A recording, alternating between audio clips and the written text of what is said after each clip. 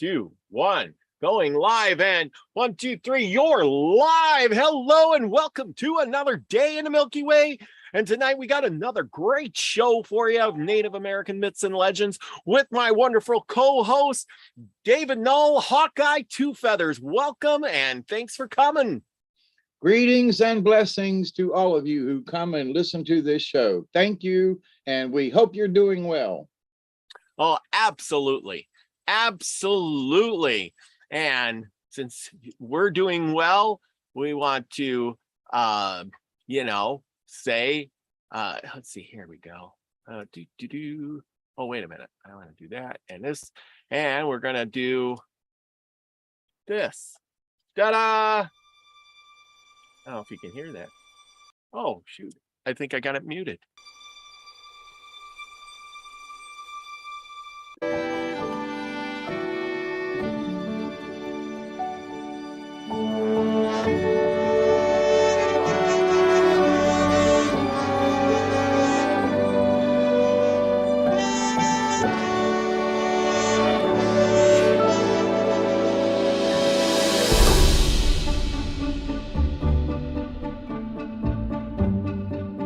Well, it ain't the best birthday song in the world, but it's the birthday song if you recognize the tune.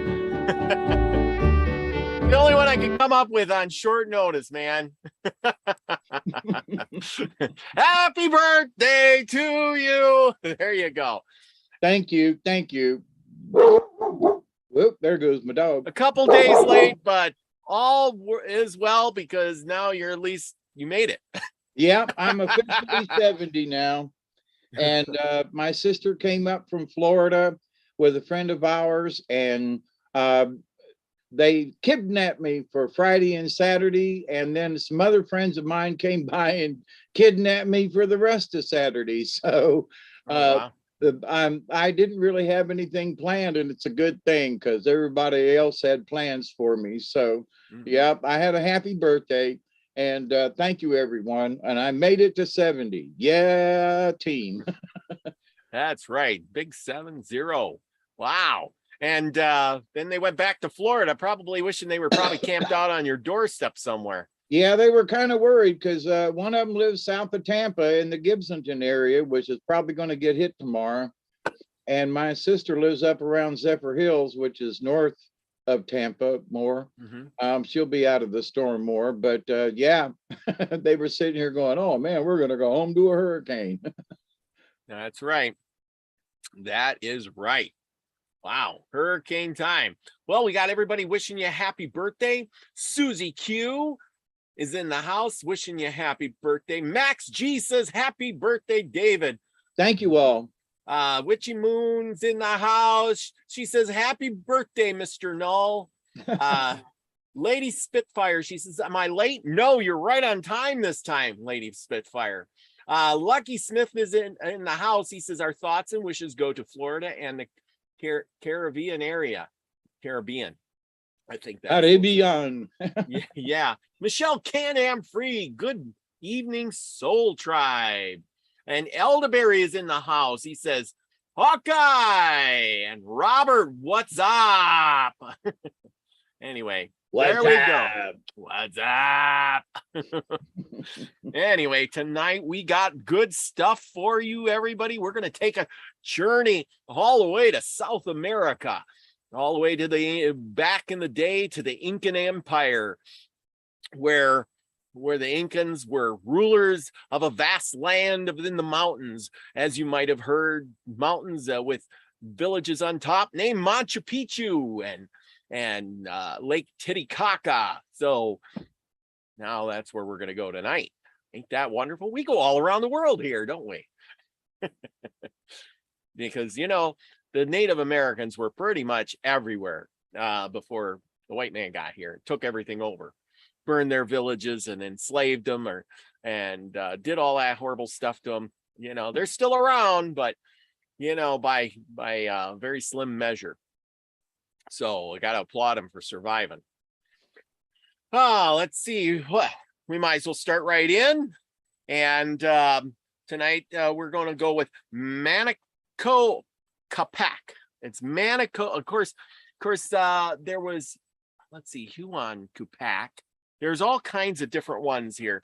Now, Manako Capac was the original Capac. Now, there was Huon Capac, which everybody knows, but this is Manako Capac. Now, this, I read these things and everything seems jumbled. Okay. According to my old book, this is where history gets really skewed because I notice they're changing it. They're changing history. Yep. As far as I can tell. And let's see where I'm going to draw this up so I can get the one. And then it even screwed me up. And okay. Let me ask you a question. Is the Capac, is it like Genghis Khan? Would it be like Khan? It's the back part of, no, I mean C-A-P-A-C. I know, but the back end of that, would that mean like, there were different Khans and so they were different packs? Yeah, no. Would it be he was the same reference? Well, he was the first. He was the he first. Was like, yeah, but so it would be like a king, or yes, he would be the designation. King. Okay, yes. All right. Yes. And okay, so this book, my old book, starts out with Manako Capac, but when I looked it up on the internet, it said Huon Capac. Huon Capac was the first guy who estimated range from 1464 to 1488. I'm going to share this screen with you because otherwise this can get really confusing, and it made me confused too. Okay, so Huon Capac from 1464 to 1488, right? In all theory, he was the first leader, right? But in my book, this is where it goes badly. In my book, it says Manako Capac was the first Incan leader. And he was, okay, so we go to Wikipedia because that's the one I could find right away. And it says Manako Inca was one of the more than 50 sons of Huon Capac, probably born in 1515 in Cusco. When Altula's troops took the city under the command of General Quizquez, they killed the descendants of Huon Capac, and it goes on and on and on about that. And he met Conquistador Francisco Pizarro. Okay, his reign was from 1533 to 1537, which doesn't match my book. Why is that? Did history change? Okay, so how is that? That's what I want to know. How did history change? And because it said here that it says Manako Capac, and he was and so what I did when I ended up looking up Huon Capac because it said he was, and then I got distracted and I realized it wasn't Huon because I typed in for the first leader.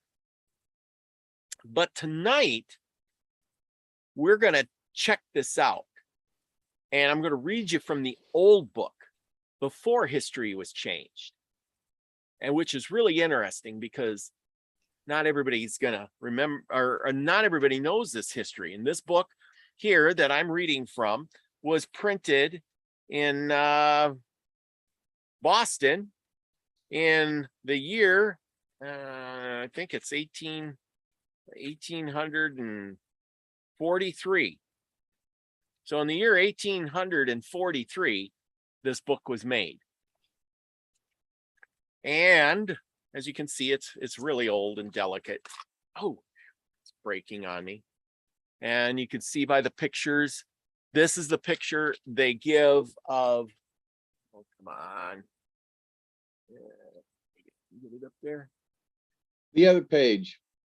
This page. This is the picture they give of him, right?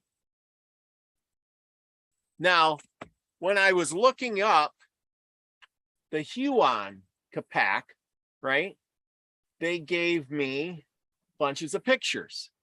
And that's what got me screwed up, because here's one of the pictures they gave me for Huon Capac, or Manico Capac, right? And I messed it up because I looked at the wrong picture, because it looked very similar. And then there was this picture. We're going to go back here. Oh, no, it's few down here. Hang on. I'm going to stop sharing and get the right one. But I got so many pictures, which, like I said, this is the hard part of research. And see, here's another one. We'll share screen. And this one here almost looked the same too, but just a hair different. So by looking all this stuff up, it really screwed me up. So I am sorry about that, people, but it is one of those things that you come up with. And if I could find it, there is no picture that I can find that really has this guy on it, that I can prove for sure that this is the one, because this is the picture that I got in the book. And yet there is no other picture on the internet like this. Why is that? Good question. Okay. Lack of research. Huh? Lack of research on the folks from Wikipedia. No, but I mean, even so, even with the other pictures here, I'll go. So this is what Manico Capac would look like. Let's see. Oh, come on. What the heck? Come on. You know, at least these are some of the images they're giving us. But I can't tell which one is which because they're so vague. You know, they're just, see, that's not the right ruler. This is Amerigo. Amerigano? I don't know. I can't read it. But anyway, they all worship the sun. And here's another version of Manico Capac. Now this might be more what he might have looked like. Something like this. Yeah. So it's really hard to get these pictures, you know, right, with the right people. You know, look at the different versions. You know, here's one, but this doesn't look like my picture either. It's close, but it's not the same. So somebody is wrong. That's all I can say.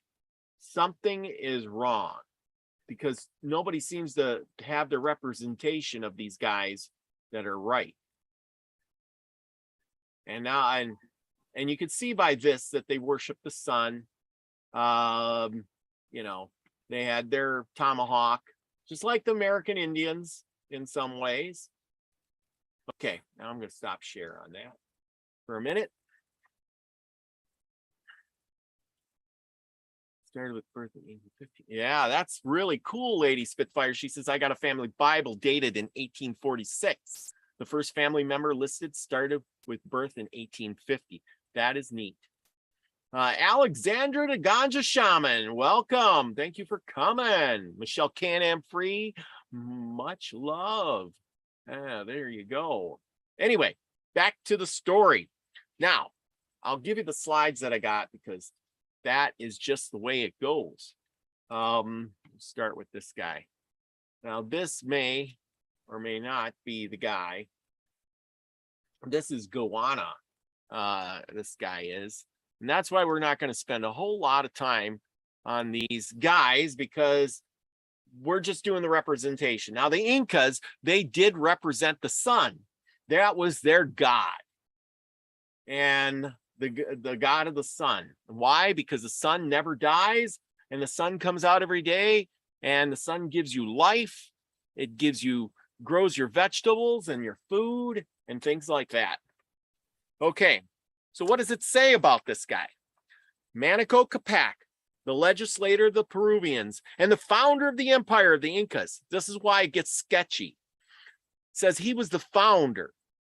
Appears to have been one of the first individuals of the Western continent whose name has been transmitted to the present time as an eminent and distinguished person of age among the primitive Americans. Remember, the South Americans. The age in which he flourished, though indicated by the Peruvian accounts, is still not known. The dim and uncertain light of tradition is our only guide through the darkness of remote ages. In exploring the history of the man who implanted the elements of civilization in the inhabitants of Peru and taught the horde of savages, notice how, they're talking about everybody was a savage except for this guy, the science of government. So he came there and he brought science of government and the arts of more polished life out of nowhere. Where did he come from? The Peruvian traditions inform us that about 3 centuries prior to the arrival of their Spanish conquistadors, and at the period when the inhabitants of the country were still in the rudest and most barbarous state of existence, there suddenly appeared on one of the islands of Lake Titicaca 2 persons, clothed and dressed in cotton, calling themselves the children of the sun, and declaring that they were sent by their beneficent parent, who beheld with pity their miseries of the human race, to reclaim and instruct and guide them. So I want you to comment on that, David, please. It sounds like many of the other, I can't think of his name now, who showed up out of nowhere and taught all the Indians and started all the, who was Hiawatha. Hiawatha. It sounds similar to a story about Hiawatha. Nobody knows where he came from. He just showed up one day. He just showed up and he brought all this intelligence, the science of government. He brought, and he brought, art and all of this stuff out of nowhere. And and you notice how they said he was clothed in cotton. So he had industrious technology, and he obviously came from somewhere where they grew cotton and made clothes. And why is that different from the people of the Incas and Peru? It's because they have alpacas and like sheep, and so their clothing is more like wool and not cotton.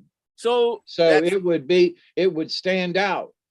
And so whoever wrote this down, they specifically said cotton. It's not any kind of fur or animal, Yes. So yes, and why cotton? I mean, the thing is these little tidbits. That's what I'm always looking for.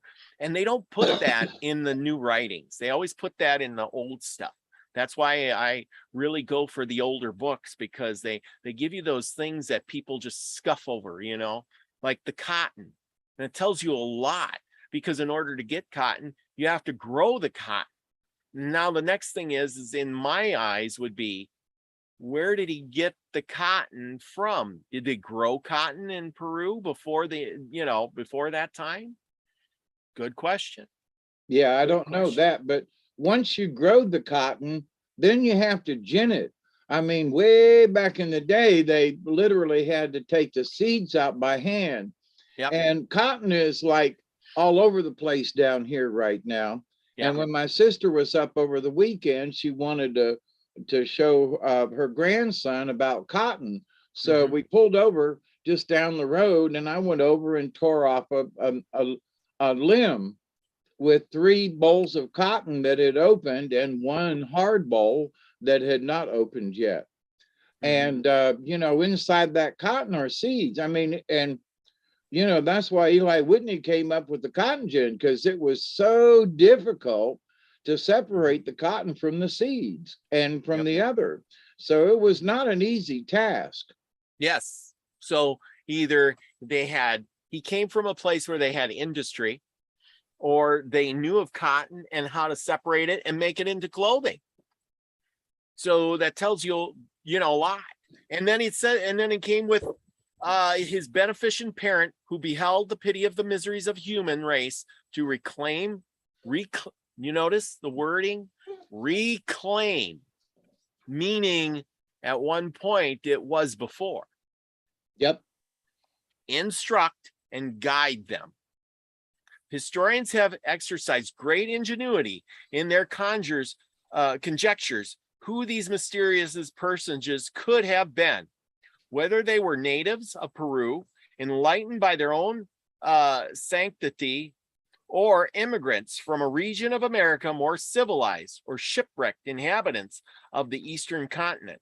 On these points, the traditions of the country give us no information. These persons were Manco Capac and his wife, who was also his sister. You notice that? It says, you know, so it's giving you, trying to tell you, they already knew he wasn't from there.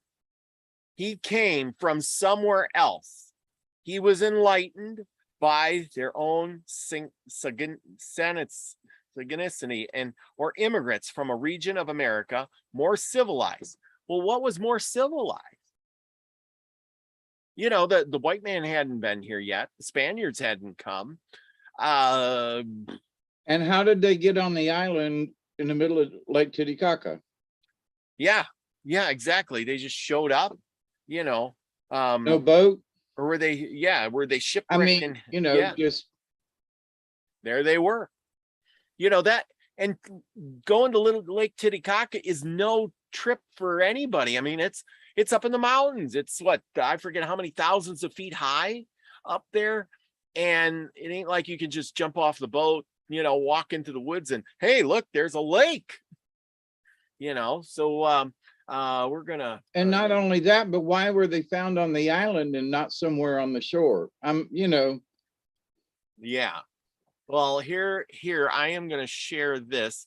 This is Lake Titicaca, and you know, you can see it's near the mountainous area here, and it's huge lake, but it ain't by the water. It ain't like by the ocean. I mean, you'd have to walk quite a ways to get to it. This here part was for they're finding stuff under the lake in Lake Titicaca too, you know. So I bet you. So the lake, there was either stuff in the lake or the lake got there after people were there, one way or another. But anyway, that's later on in the story. Okay, these persons were Manco Capac and his wife, who was also his sister. That's weird. Named Mama Ocello, O-E-L-O. I pronounced that right, sorry. The natives flocked around. Now listen to this. This is really interesting. The natives flocked around them to learn the import of their divine mission. The Peruvians had previously been accustomed to regard the sun with superstition and reverence, and the strange visitants took advantage of this feeling of religious awe to enforce their instructions. The commands issued by Manco Capac were declared to proceed from the glorious luminary of heaven, the visible deity of the universe. The multitude listened, believed, and obeyed. Instructed by the heavenly messengers, the wandering savages of Peru renounced their roving and barbarous life, followed them to the banks of the Permic and there on the uneven plain, encircled by mountains, laid the foundations of a city of Cusco. Having thus fixed a large portion of the population in the permanent residence and founded that social union which is multiplying the desires and combining the efforts of the human species, excites industry and leads to improvement. Manico instructed the men in agriculture and other useful arts, while his wife taught the women to spin and weave. So they didn't even know how to spin and weave. You know, what? You know, they're living like savages, barbarians. They didn't know anything. I mean, I'm sure they're just living in grass huts and doing the best they can. By these means, subsistence became less precarious and life was rendered more comfortable. Manico next turned his attention to the business of legislation. By his instructions, the various relations in private life were established, and the duties resulting from them prescribed with exactness and prosperity. I don't know. Thus, barbarous tribes were speedily transformed into its civilized people, and the new empire of Peru, thus wonderfully established, became a well-governed community. So basically, he showed up, it's, you know, according to this, and, you know, transformed these wild ass natives into a culture. And the reason they followed him is because, you know, he brought them good things like, you know, being able to weave. And I imagine they weaved the wool of the llamas there, and they grew crops and established a government and built houses for these people. Oh, of course you would follow a guy like that. There are many fabulous tales current among the Peruvians in connection to these accounts, but as to the substance of history they give, confirmed as it is by condition of Peru. At the time of this discovery, there were their appearances, no good reason to doubt. Had Solon and Ludicrusus dictated their laws to a people without letters, and thus without the means of recording their actions, they might have passed for mythological personages with the skeptics of modern days. If little besides the prominent events of Manco Capac's life and career appeared to be handed down to us, the fact is sufficiently explained by the remoteness of the age in which he lived and the absence of an effectual means of recording the details of his story. Though this renowned ruler may not have been the first individual who exercised the authority of a chief in Peru, he must be considered as the first real sovereign of the country and the founder of the empire of the Incas. At the first, the extent of the domains was small. The territory of Cusco during his lifetime did not, this is the part, so when he came there and started the empire, wasn't big. It didn't exceed over 50 square miles. So it's really, really small. He's only affecting this little group of people. But within these narrow limits, he exercised absolute and uncontrolled authority. His subjects, however, had no reason to complain of his sway. Like the great luminary which he encouraged them to worship, that's the sun. You know, so his disciplining blessings to his subjects and instructing and animating them in an exercise of their natural and mortal duties. The government, he established a government. The government he established and which prevailed over the country till the arrival of the Spaniards was a paternal despotism founded upon religion. The Inca was not merely the head of the state, but the messenger of heaven. His commands were revered by the oracles of divinity. The royal race was held to be sacred in the highest degree, and in order to prevent contamination by a mixture of, just sounds like the royalty of Europe, doesn't this? Now, I'm comparing, but it does sound like the royalty of Europe. The royal races was held to be sacred in the highest degree, and in order to prevent contamination by the mixture with inferior blood, the sons of Manco Capac married their own sisters, and no person was admitted to the throne of Peru who could not claim it by so pure a descent. The race of Capac bore the title of Children of the Sun, and it was deemed an act of rebellion as well as impunity to oppose the will of the Inca. His authority, therefore, was unlimited in the full extent of the word. The persons in the highest rank in his dominions, humbled with the sense of their natural as well as their political inferiority, never appeared in his presence without a burden on their shoulders as an emblem of their servitude and their willingness to bear whatever he should think fit to impose upon them. So he was like the supreme ruler with the power of unbelievable force. Was on no occasion necessary to execute his commands. An officer entrusted with them might pass from one extremity of the empire to the other without meeting with the slightest opposition. On exhibiting a fringe of the royal borla or Peruvian crown as a token of authority, the lives and fortunes of people were at his disposal. Wow.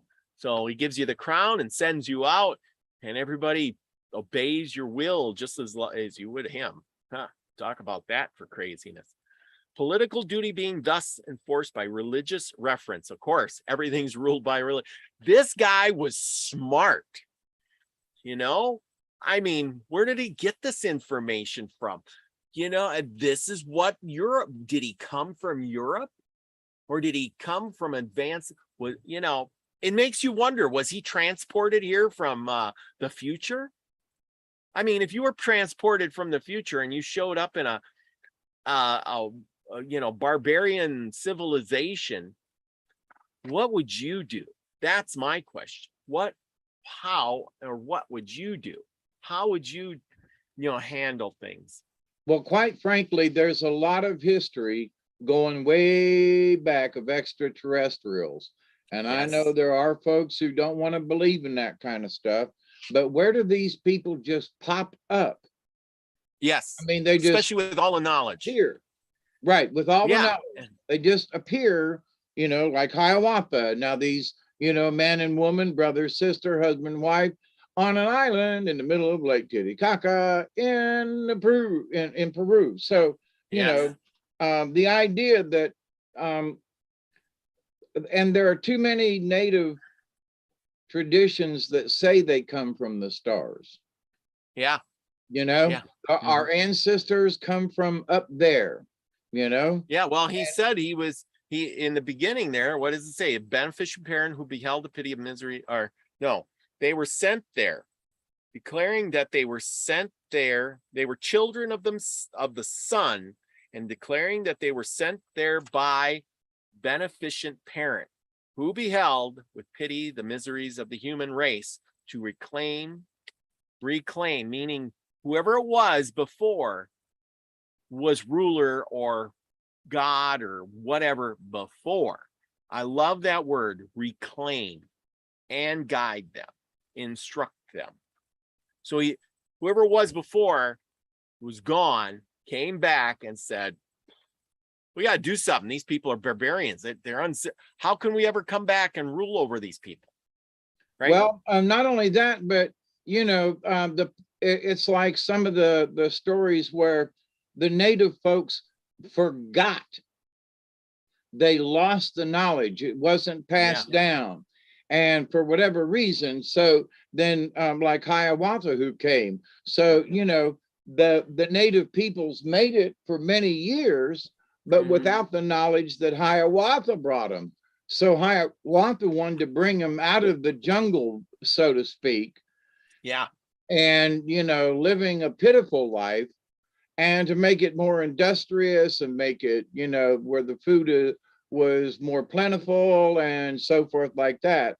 He taught them how to hunt. So, but to the same point, so with these folks down there, what date is it? This, it does never says. See, and that's the thing. It never says when this.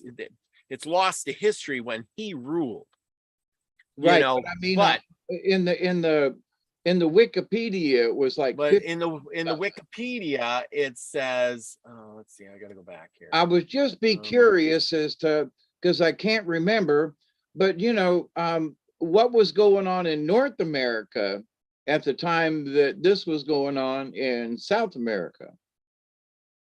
Just as a curiosity, you know. This is the part that I don't understand, is because according to this, we'll just go with Wikipedia because it's right there. Hang on, I gotta get this back. I shouldn't have switched screens. It says here, Manako Capac lived in this year. Oh, see, now here, the one down, that was the other guy. The 13th century, 1200 to 1230. 1200 to 1230. So the 13th century. But after death of his father. See, but it says here, was born in Tempaku, and which according to the Psalm is located in the present-day province of Pamakuru, and the city usually serves. See, now they're giving him credit here of being born and where he was after, and his father. But how did he do all of this stuff? If, you know, how did he learn all this stuff and then give it to the people? Right. You know what I mean? How did he see, whereas this book says he just showed up. See, this is where I think they changed some of the history. You know what I'm saying? So well, they did. If there was any evidence that they came from the stars, they would not want to share that. Exactly. I mean, but back in the 1800s, when this was wrote, they just put it in there. And at some point, they said, no. Here, we're going to tell you he was born here, which according to some is located. And so it's telling you where he was born, and his family lived a nomadic lifestyle. Whoa. You're living a nomadic lifestyle, and all of a sudden, he belonged to several dozen families. They were nomads.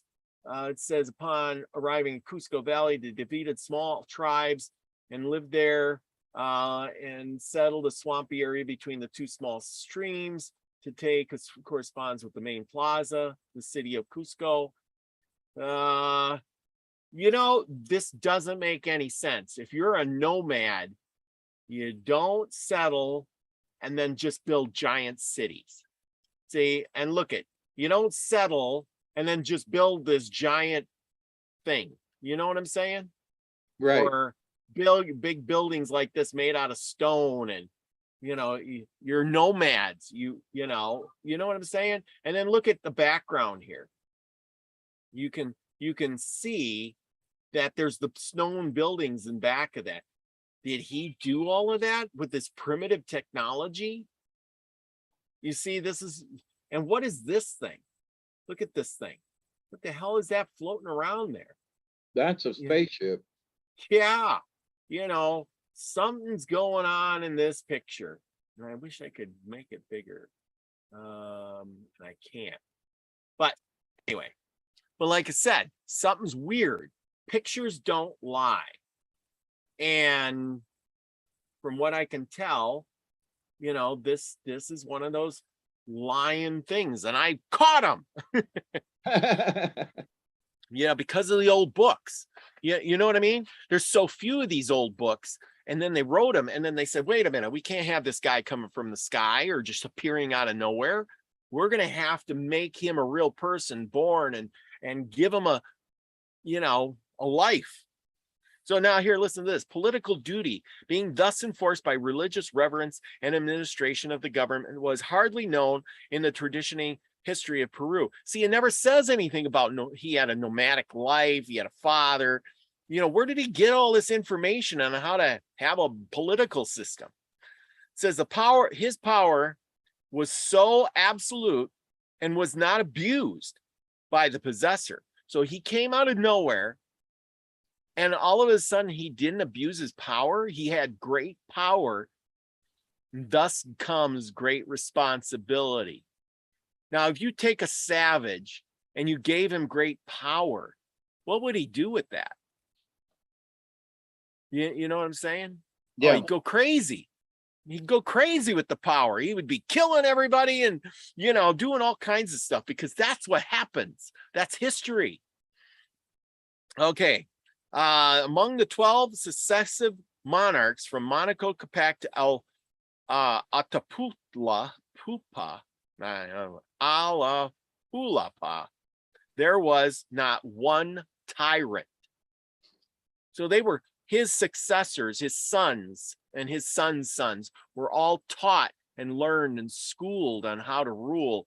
And they took on that great responsibility. And were not tyrants. And were not tyrants. So somebody had the great knowledge and gave them the knowledge and then passed it down from one to the other. Okay, it says, we are told that the founder of the Peruvian Empire enjoyed a long and happy reign and died at Cusco, exhorting his subjects to adhere firmly to the instructions which he had bequeathed to them.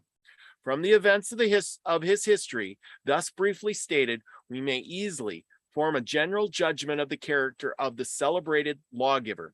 Monaco Capac must be esteemed one of the great benefactors of the human race and most enlightened of all the aborigines of the Western world. He reclaimed the savage people, founded an empire, abolished human sacrifices. Whoa, he abolished human sacrifices. Isn't that what the Aztecs and the Inca did? Eventually, they were doing that. Human sacrifices, and established perhaps the purest system of religion, that human sanctity, unaided by the light of revelation, has ever invented. See, now this doesn't make any sense. We're always told that they sacrificed tons of people. And here it's saying he abolished human sacrifices. Back in 12 or 1300. Yeah, so what the heck is going on? See, this is where I'm saying something is wrong with history. We are already remarked that the ingenuity of historians have been exercised in endeavoring to penetrate the mystery which hangs over the origin of the great Peruvian benefactor. If we receive the current tradition as authority, it is obvious that in order to explain these wonderful events without a resort to miracles, we must suppose Monaco Capac to have been a person enlightened by civilization of an Eastern continent. It becomes, therefore, at least a plausible conjecture that he was a native of some proportion of Asia, who at that remote period when emigration from that quarter of the world to America was common, found his way to the beautiful region which he made the seat of his empire.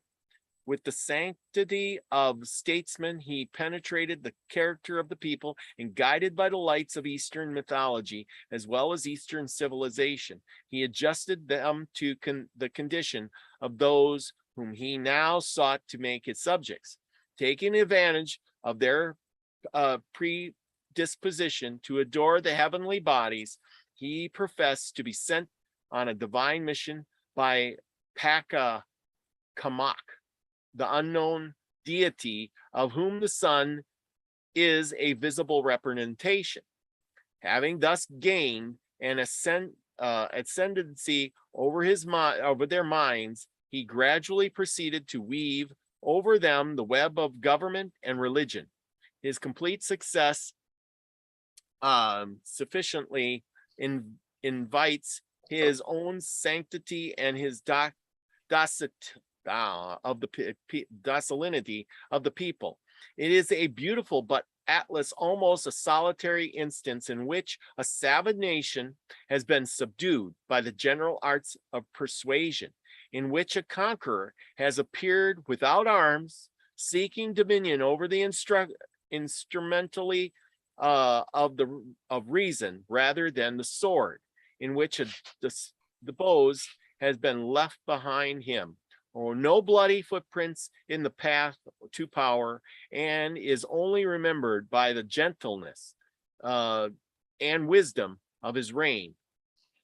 The institutions he established. How mournful is the thought that the empire thus founded should have been overthrown by a horde of robbers, attended by priests bearing the cross of Christ and acting in the name of a Christian king, and by the authority of one who professed to be the keeper of the keys of heaven, meaning Pizarro. Yeah. So anyway, we're gonna end with that. Let me go back to something before you go on. Yeah. Is when they made the presumption that they may have come from the East. Yeah. And that at that time there were in the Americas. That's not true, because if it was 12, 13, or even the 1400s, we were not getting immigrants from China on the west coast of America. No. So that presumption is wrong, because unless they moved the dates up from that guy from 12 or 13 or 1400 to more like 1500, then that would work. But yes, not anything prior to that. No. And how did he get there? I mean, if he came in from California, it's a long walk, and you got to cross the Panama Canal area. I mean, yeah. No. Let's see. Hang on. I got the thing here. I'm gonna share. I got a map. I got a map. And there we go. Okay, this is the guy. Here's the right. Okay. This is the emperor. I got this map here, and it's showing the thing. Here's Ecuador up here. Where's Peru? Peru's down here somewhere. And this is Chile, but he could have they're making the assumption he came from China, which could be a possibility. And because that's from the west. I mean, he's coming from the east to the west, or west to the east. And he is hitting this side of South America. You know what I mean? Yeah, but the Chinese did not go anywhere. They did not have boats that traveled the ocean. They gave that up. And so it had to be us. That had to have been some kind of Spanish or Portuguese or English or French that came. Yeah. And my point is that was they were coming around the bottom of South America, but they weren't coming from China. Yeah, that's a good one, though. I mean, I don't know. I would like for them to refer that they came from China is like, so where's your information? Yes. Folks were coming all the way around South America and going all the way up, and then going over to China or whatever and coming across. But this idea that somehow he migrated from China down into Peru, to me, that's a really long stretch, because they don't know. Yes, they don't know. And they don't know, and they made up a story, and folks go, oh, that sounds plausible. No, it don't. I'm sorry. No. Not at the time, not at the years that he was there. And then he would have been Chinese. They wouldn't have been able to understand this guy. I mean, that is so true. How can you convert the savages if you can't speak their language? Thank you. That is a good one. Yes. See, there's some little tidbits there that really convince a person, because, you show up and then all of a sudden it's like, what do you learn their language and then conquer them that way? I don't know, but anyway. He conquered him with words and with, without blood. So, I mean, he had to know the language, right? Yes. He had to be able to speak to them. And he had to be able to convey his messages in whatever way it was. So China, come on. Yeah, it's a good question. Okay, here's some old pictures of these rulers. This one's kind of close to the one I got, not quite exactly, but Will you Okay. go back to that one a minute? Yes, sure.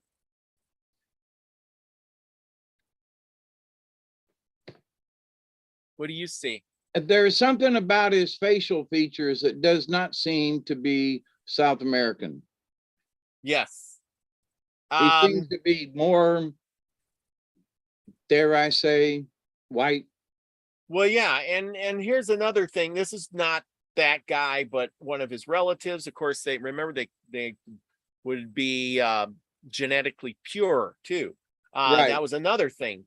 Just like the European idea of, you know, you got to be genetically pure. You can't be marrying anybody. You got to marry, if you're a king, you got to marry a duke or a duchess or a, you know, somebody who's related. Got to marry a cousin or A something. cousin, yeah, of some sort. What I noticed about, I imagine the people drawing him were European and they gave him European looks. That I do imagine. But at least they didn't put a beard on him. Now here Well, I got to the other side of that, but you know, why didn't they give him features of a more Peruvian person? I mean, yes. you know, the face is longer than some of the folks that are you know, the natives. They're a little more short faced. That's a wrong way to put it. Their Yeah. faces aren't as long.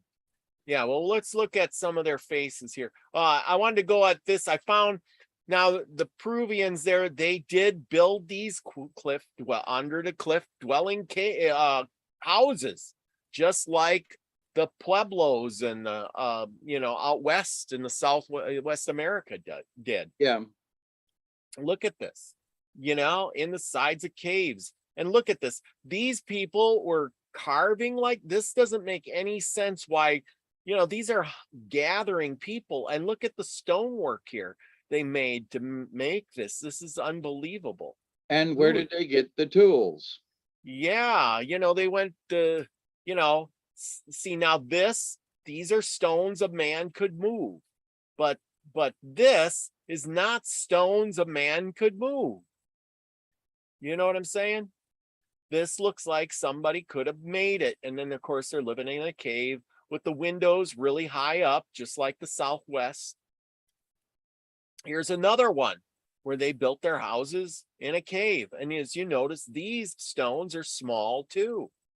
Wow, that looks really pretty there. That's wild. Yeah. That is really just wild. And more cliff dwelling caves. You thought they were only in North America? Go figure. And again, here they are building under a big cliff. Now this one is controversial. Here's another one of his relative, but look at, he's got a beard and a stash. And it looks like sideburns. Yeah, but that is definitely whiskers and a stash. And it's also a printed book. Yes, he has some sort of book there.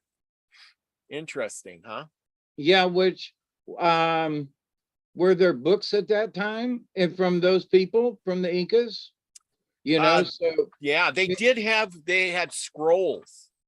Yeah, but that's a leather-bound book right there. Yeah, when the Spanish came, they burned all their literature, everything. So that almost denotes that you know, that was a later period. Yeah, this is Huon Capac. That wasn't the main guy. That wasn't the first guy. No, this would have been one of his relatives. But here's something else. That is Christian. They're showing that he has a book. Yep. And here's an old picture of that. Here's the book. But why would they show a book? Yeah, I don't know. That's a good question. Because where did he get the knowledge? Yes. So in the picture, oh, he must have gotten the knowledge from the book of knowledge. You know what I mean? Or like a Bible of sorts. But when actually he just walked in and said, "Hi, y'all, how you doing?" Yeah. There is no mention that he brought books with him, especially at that time where the Inca were, or you know, where the natives were. They Totally. wouldn't have had any kind of scrolls, okay, but did they have bound books all the way back then? That is a very good question. But it's in the And picture. it So is. There's the picture.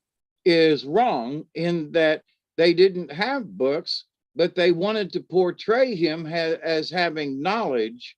Yes. You see, and how do you portray? If he didn't have the book, he was just a dumb Indian. But with the book, whoa, now he's got knowledge. Now he's got faith. I mean, you can portray that book as a lot of stuff. That is so true. But Does notice that make this sense? picture of him too. He looks like he's got a mustache and Yep. sideburns again. But that last picture, along with this one, the coloring is more red, which is more indicative of Yes. the people of that area. Yeah. And as I tried to really hard get old pictures, I always try to get these really old pictures because that really tells you. And this looks like that book. It looks like that same book or whatever he's holding. Maybe it's a shield. That looks more like a picture than a book. Is it a shield? I don't know, but it looks more like a picture. That could be the shield too. I mean, that could be a shield. So there's this, and that's a shield. Maybe. Let's go through some more. Okay. He's got the sun. He's got his staff. Here's some of their statues. I know I got this one because they made a lot of statues, but they always had this funny looking head. You know, the tall head, Right. oblong head, which was really weird. Which As you can see, them folks ain't from around here. yes, that is not a native. Okay, now here's not old photos, but old drawings of some of the stuff when the settlers first came there. And as you can see, it was already in ruins. You know, these were ruins. They came to the ruins. You know what I mean? So did these guys build them? The Inca just abandoned them and said, bah, you know, and tear them half down? What was going on? Here's Lake Titicaca. As you notice, see the stones, they're small, right? I noticed that. Stones are small. But then when you find other places, you can see compared to these people standing there, these stones are huge and they're polished and they're big. Look at how big these stones are, and they go right into the ground. So there must be more stone underneath the ground there too. That thing could be even bigger underneath. And, you know, so they didn't even have donkeys back then, but they got these this is the area which they live is not, you know, there's not highways there. It's not like nice big paved roads. How are you moving these giant stones? Right. You know, here's the Peruvian colors. They're, you know, they're very colorful people. And the Lake Titicaca, you know, as you can see, there's not a lot of trees around here either. They're finding gold and stuff and places under the water in Lake Titicaca. Here's another drawing. Temple of the Sun on the island of Lake Titicaca. So this is on the island. Here's the Temple of the Sun. So that means you had to move all these big stones to the island. And of course, or at least quarry them, which would still be difficult. And as you can see, there's rooms under the lake. And, you know, lake is huge. The lake is huge. Here's more stonework.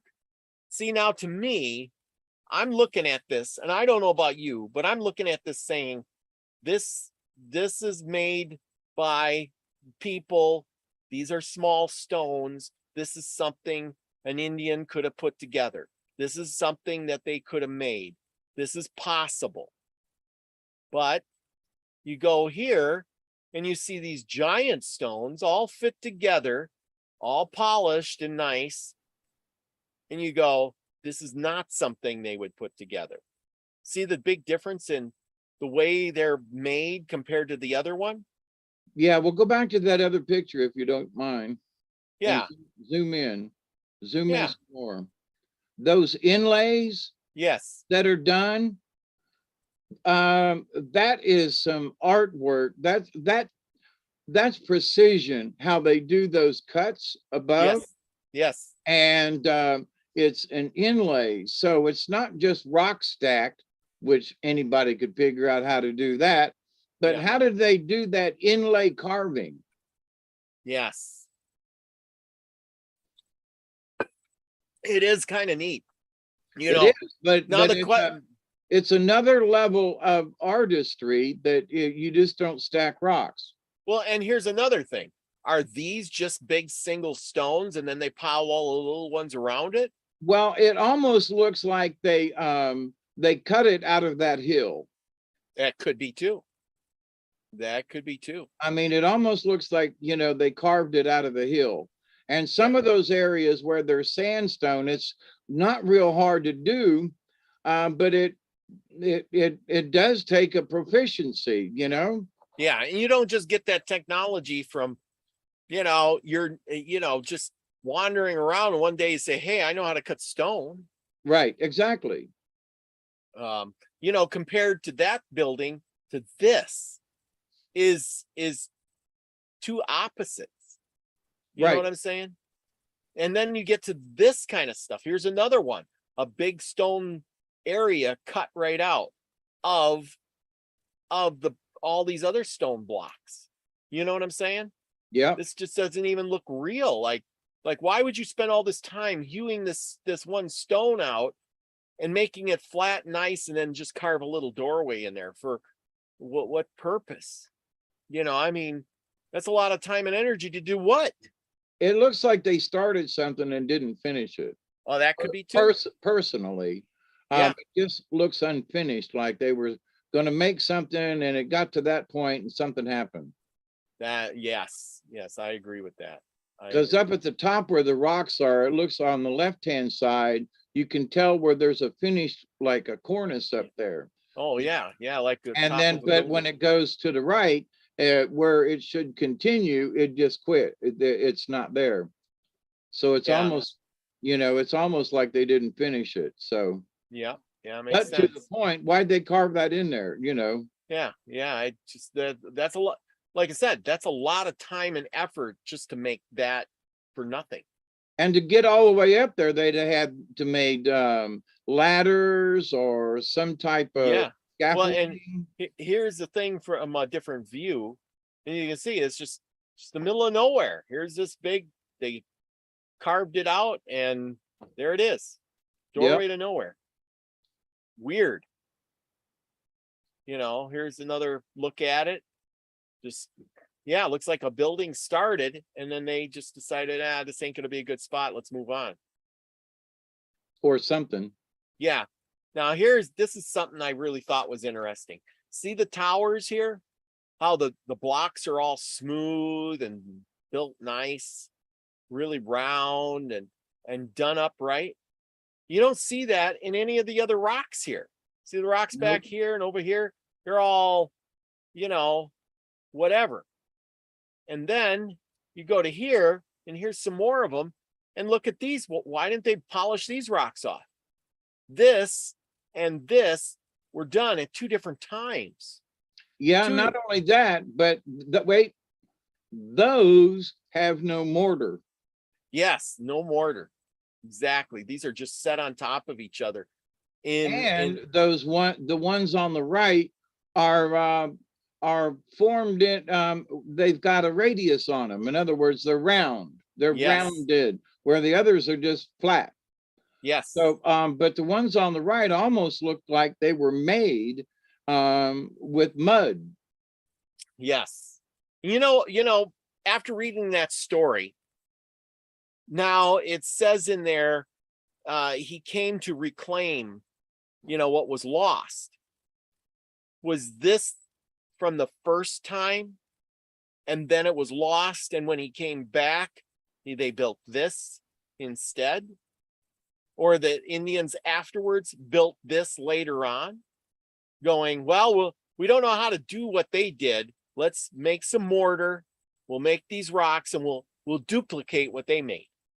Because that's how I would do it. If I was there and I couldn't figure out how to move this giant rock to make this, and I had as you can see, the pile of rocks in the background, I would make this out of that. Wouldn't you? You'd say, well, I can pile these rocks up and make the same thing. It'll be just as good. Okay. And see, like these, you can get close. These are big rocks too. What the hell were these things for? Anyway. Then you got this. And sitting out there in the middle of nowhere. Why would you move this giant rock, carve it into a doorway, and then just to have it going nowhere? Maybe for a ceremony or something. But doesn't this and this look like if you had a forklift, you'd stick it in there to move the whole darn thing? Yeah. That's what I thought. I thought, hey, you can put your forklift in there and pick it up, move it. And, for anybody that's done any kind of work, to carve a square that looks like that into the stone is difficult. Yeah. And you can see at some point in time, there was all kinds of designs on there too. This is old. This is really old. In order to wear that stone down like that, this is old. Yep. Really old. This isn't made in the 1200s. Yeah, this was not made in the year 1200 or 1300. No way. Here's another one of those block things. Look at how it's all made smooth. It's just sitting out there. Okay, and for what purpose? I mean, there's no door to get in. Well, yeah, exactly. I mean, at least I haven't seen one in any of them. Yeah, so here were they for fires or what were they for? It does not say. But here you're making this big thing in the middle of nowhere. For what? Exactly. What are you making this for?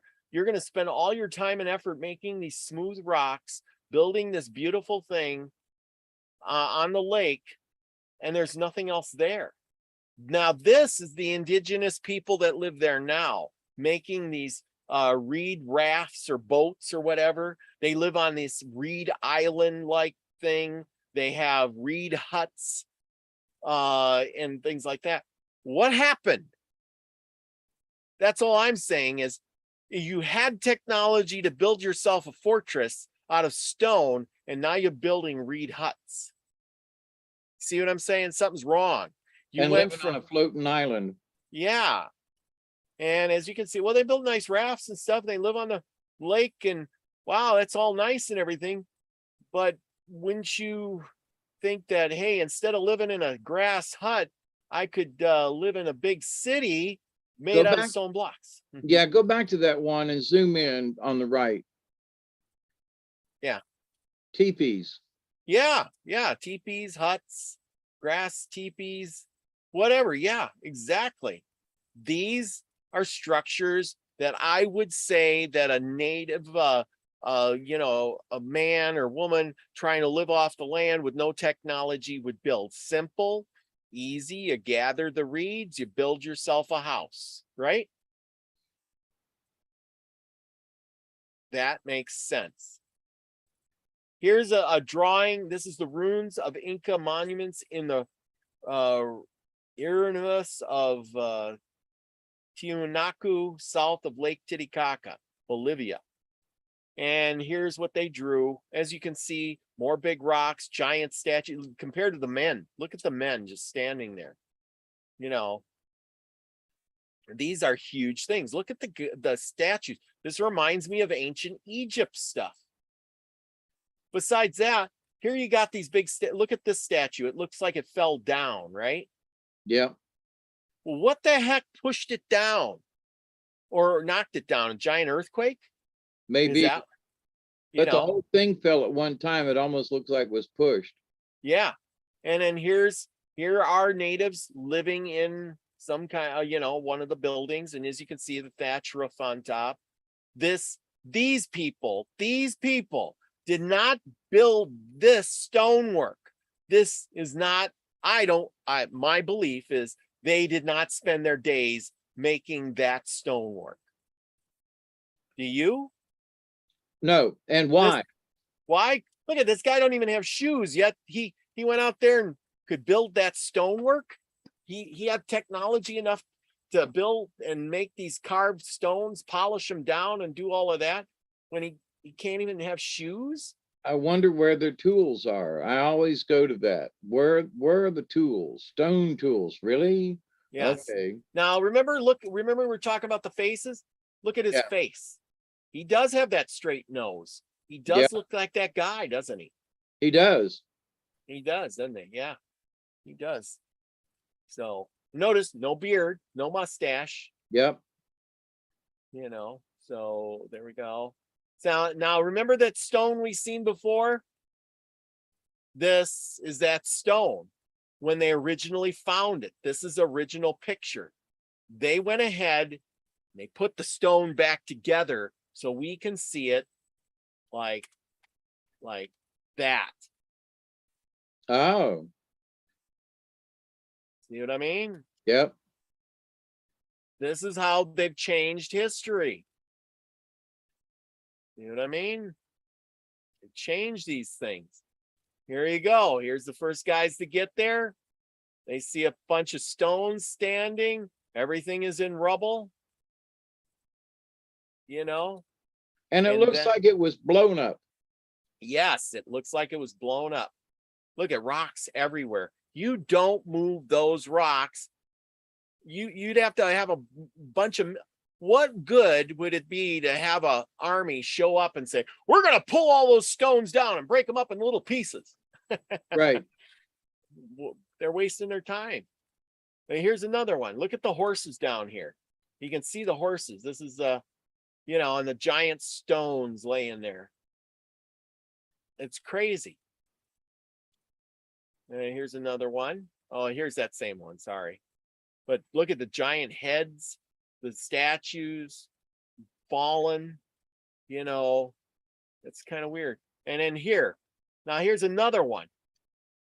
As you look at it, look at the base of this. See the big stones?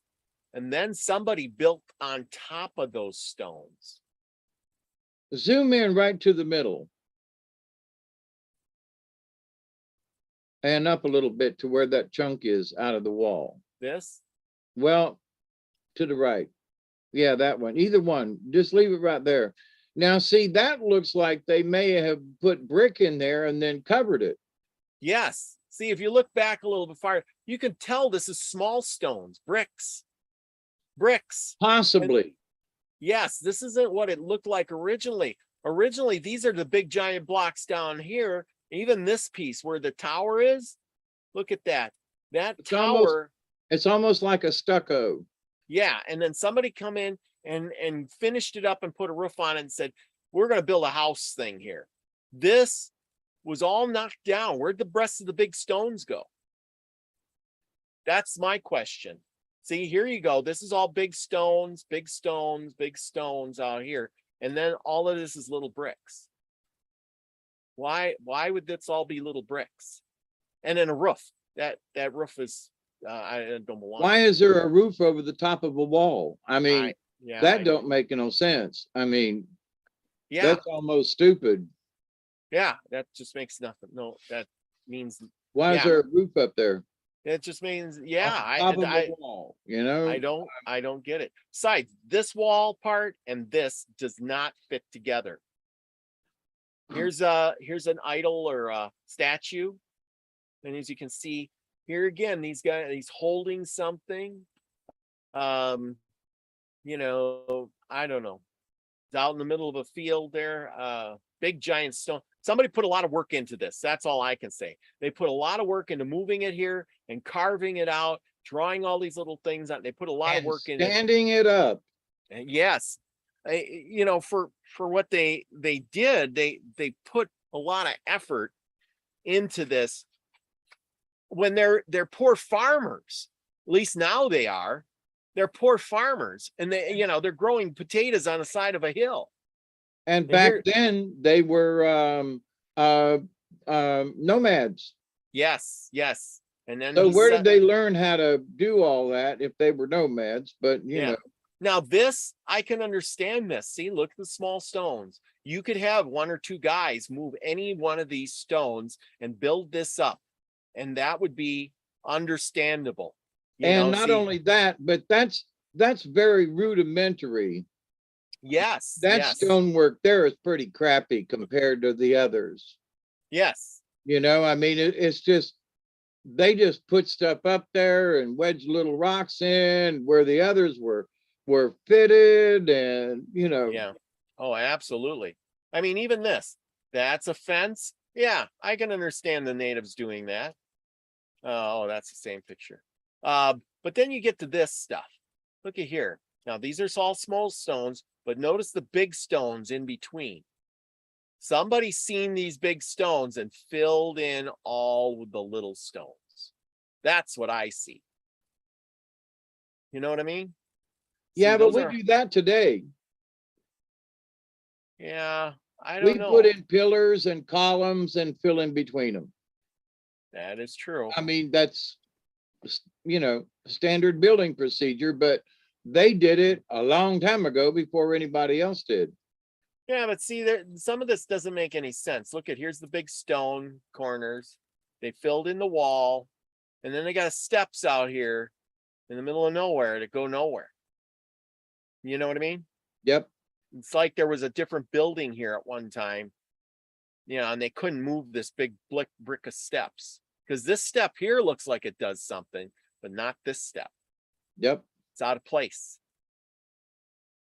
This is underwater Lake Titicaca.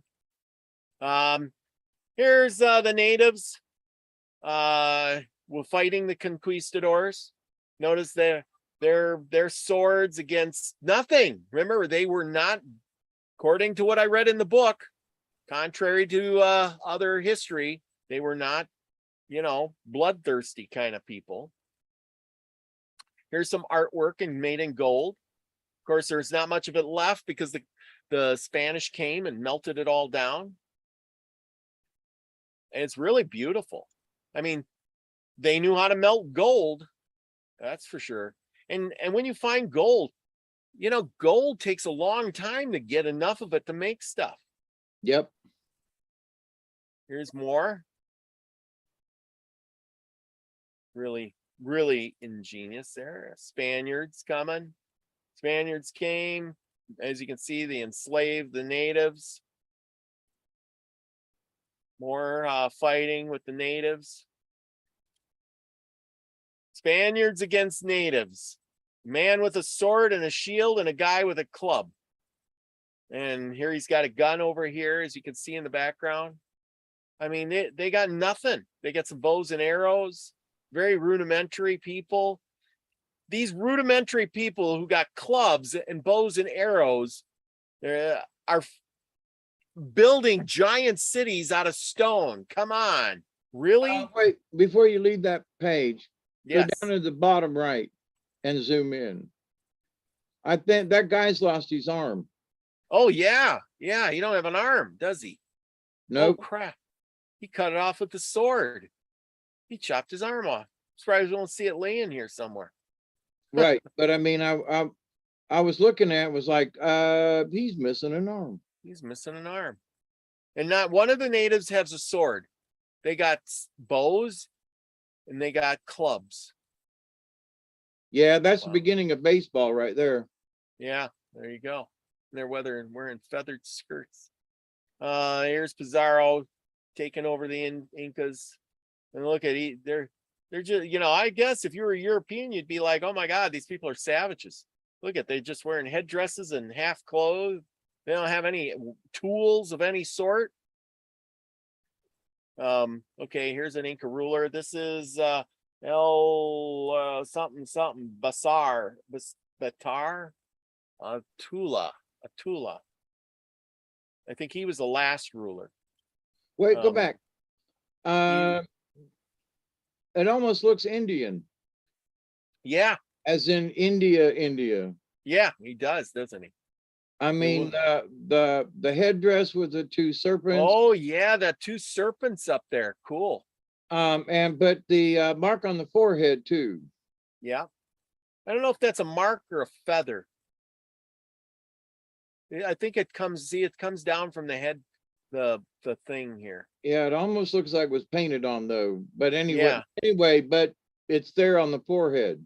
Yep. It wasn't on the others, if you is sort of my point. Yeah, So you're as the right. years went by, certain things changed. Yes. They're wearing something on the head like a crown, and there's also something on the forehead. Now his staff, you notice his staff has the sun on it instead of just being the staff and a hatchet. Now he has a staff with the sun. And he also has the serpents. And look at the flowers on the coat. You know, they're very specific. Yes. I mean, that's some detail right there now. And they're very detailed, yes. These are very detailed. And yeah, and look, he's wearing detailed cuffs, golden cuffs. Lots you can tell by this stuff, you know. Huh, interesting. Interesting. Okay, here's some more stuff. Look at that one. Big giant blocks, giant steps to get up on top of with a giant house on the top. You know, this took a long time to build. They didn't build all this overnight. You would have to have crews and crews and crews of guys, thousands of men working, you know, all the time to build this stuff. And notice that the on that last one, the rows were not even, they were at an angle. Oh yeah, yeah, they are. But they're all the one on the right hand side, they're like level, but then they come to that back side and they're sloping down. Yeah, they're sloping down. But you know, and they had to know what they was doing. Yeah. Well, you know, the thing I wonder about, fitted. You know, I wonder about is this thing was level at one time, and then there was a big earthquake, and this sunk a little bit and changed everything a little bit, and that's why, you know, it was a different era. It could be because if you look there in the almost in the center, right in, see, yeah, that looks like they patched a crack. Yeah, a crack here and a crack over here. Yes, I would agree with you on that. So it could have settled, but it's just interesting how it is, because the stone wall also,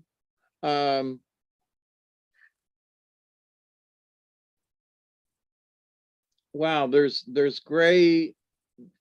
are grayer rocks than the whiter rocks, but see how that wall kind of goes along with the contour a little bit. Yeah, it's just strange, but interesting. Well, and see, that's another thing there, you know, I don't know, here's another one of those. See, now this one's all straight. Yep, this one's nice and straight. So like I said, this is my imagination of it. There was a great civilization, and then something happened, possibly an earthquake, destroyed everything. Everybody, just like us, we got all this technology, and if the power went off tomorrow, we would go back to, you know, cooking on an open fire. Yep. and foraging in the woods for food, and it would be a long time before technology would come back. Yep. See, now these are small stones, and I hate to take up so much time, but this was a good one with the alpacas and the llamas and the mountains in the background. It just tells you what kind of territory they were working in. Who wants to live in that area anyway? That's another thing. Look at, what do you got? Nothing. And where are the big rocks? But you know, yeah, this is that picture of that guy. Look at, I don't know what this is. You're right, it might be a spaceship of some sort. Look at that. I don't know what that is. Look at that. There's also something on behind him and on the other side. Something here too, yeah. Yeah. I don't know what that is. Huh. See, that's that. There's suns up there. There's a staff with the hatchet. Seeing the rocks are in the background. This is the castle thing. He already has all this stuff. And yeah, it's just, see, but now look at his face. Look at his face. Doesn't it look like he's got a little mustache going on there? Yeah. Maybe yeah, and they weren't having beards and mustaches. Here's the Machu Picchu. Now, this is on top of a mountain. Now, who goes up there and builds something on top of a mountain? This takes a lot of time and effort. You got to haul everything up there. And if you're up there, you got to haul your water up there. You got to haul all your food up there. You know, it's on top of a mountain in the middle of the jungles. But not only that, Machu Picchu, see the lower steps? Right. Yeah. Down there. Wait, come back to the right. Down there. Yeah. Here. There's a lot of gravel and stuff that's under there before they built what's up on top. Yeah. So their water can, if the rainwater, there are places where it goes into the ground and then comes out all over the place. I'll be back in this. I gotta make a run. Okay. Dog's outside. Here's some more looks at it. I hope you guys are all enjoying this. I was really fascinated with it. Can you imagine living in a place like this? As you can see, these buildings, they probably had thatched roofs. Living up there in the clouds, in the mountains, so high up, the clouds are floating by you. How amazing is that? Here's some construction. It's all in Spanish. I can't read it, but their houses is pretty neat compared to North American Indians. These guys really built a house, not a, you know, thatched roofs here. Look at this stone building, but a thatched roof. Go figure. The wars, look at that. Guns against a spear. You know? Yeah. Horses with spears against and shields. Yeah, it kind of outdone itself. Here's some more of the big giant stones. You gotta love the big stones because they're huge. Now the question is, why would you build a set of walls like this? For where? For what? Who are you keeping out? That's all I can say. Who are you keeping out? Yeah, because if you're not a warring nation, then why do why are you building such? Well, I'm sure they had wars, but as you can see, look at the blocks on the bottom are huge, and as they go up, they get smaller and smaller and smaller. Like this was done at one time up to about here. Well, maybe it was all done at the same time, but you know, either way. But look at this one. Okay, you got this wall, and then you got a flat spot, and then you got another wall, and you got a flat spot, and then another wall. Where's the castle up here? What are you protecting? You know, tell me. Who are you protecting here? This is just walls. Or what are you holding up or holding back? I mean, if there's walls. You know, you'd put your castle. Purposes?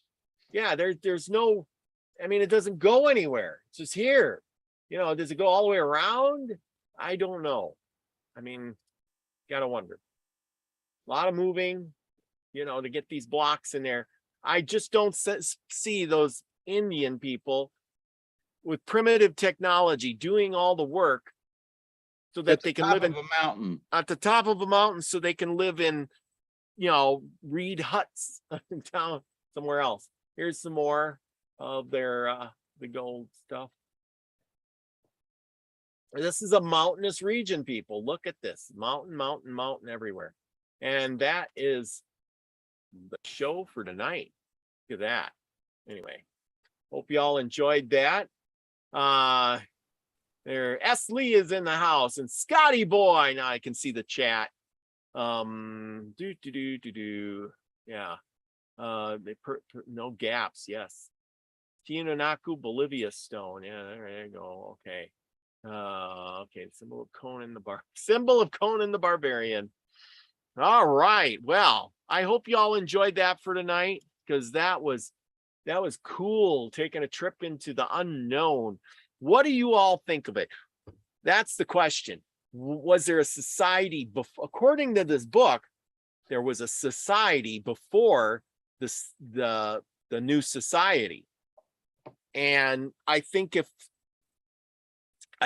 they would have kept on going, they would advance more and more, but they just didn't have long enough to do that. You know what I'm saying? I think something had, I think there was a greater society at one time.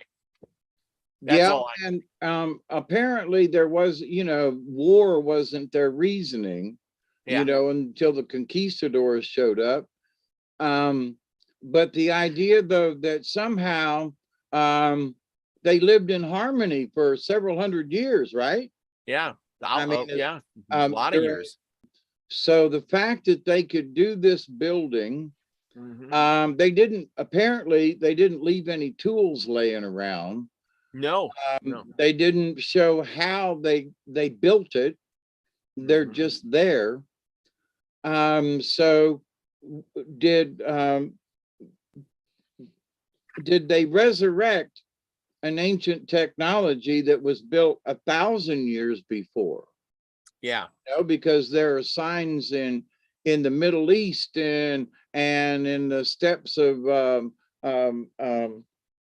not Siberia, but in Russia, and that they're I can't think of the name of the place over there that's around Bosnia and over there, the Bosnian pyramids. Bosnian pyramid, and those great big stones that are halfway out of the ground, and so it didn't just happen in South America. It was happening in different places on the earth. Yes. And the question is did those, and as we, if you study history a little bit, most people, when they're saying that those stones like Gobekli Tepe were 12,000 years ago, they were building that place. Well, that means they had to have, people that could read and write and figure out geometry and astronomy and build that stuff, and tools and technology of some sorts to move them things. You don't just say, yeah, we're nomads living on, whatever, we hunt and gather. And then all of a sudden, it'd be like the American Indians. And when they got the horse, all of a sudden saying, hey, we got horses, maybe we should start digging up some stuff and make some metal things and make a giant pyramid. And now we got horses to move the blocks. Right. Oh, for what? There's no reason. Just like the one guy explained to me about why didn't the Indians use metal, or they had metal everywhere. They could have dug up iron ore and they could have made metal. Why didn't they? Because they didn't see the need. Yeah, because you can just walk around, pick up a stone and make it into a flint it, so a spear, a head, you know what I mean, a stone thing, and they're everywhere. And you could take a deer antler, he says, and you could sharpen it just like that, and it's sharp again. You didn't, if you had a piece of metal, you'd have to find the metal, you'd smelt the metal, pound it into something. Then every time it got dull, you'd have to sharpen it, and you lose it, you got to get more. A stone, you just pick it off the ground, you can make yourself an arrowhead just like that. And he says, so why would they, when you could have a sharp arrow in seconds? Right. And depending on where you live, flint was very readily available. Yeah. And but to the point though, there are many steps in smelting iron.